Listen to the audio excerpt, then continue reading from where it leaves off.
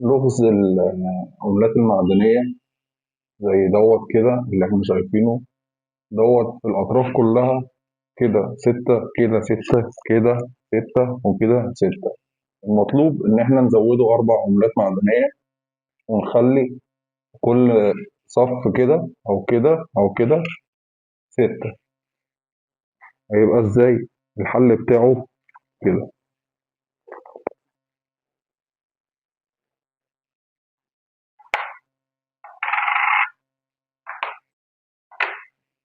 لو عديناهم برضو هيبقى ستة. الخدعة فين؟ الخدعة في الأول خالص إن احنا لما بدأنا كان في الأركان دي عملتين بيتعدوا مرتين. لما جيت عديت كده ستة، ولما جيت عديت كده عديتهم برضو مرتين، انما دلوقتي بقى واحدة. هي دي الخدعة، ان انت هتعد ديت غير المرة الأولانية كانت مرتين، كانت عملتين بتتعدى مرتين. دلوقتي عادي ان انت هتعدها مرتين بس هي عملة واحدة.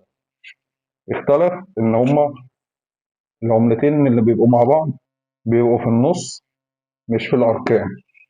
هي ديت الخدعة.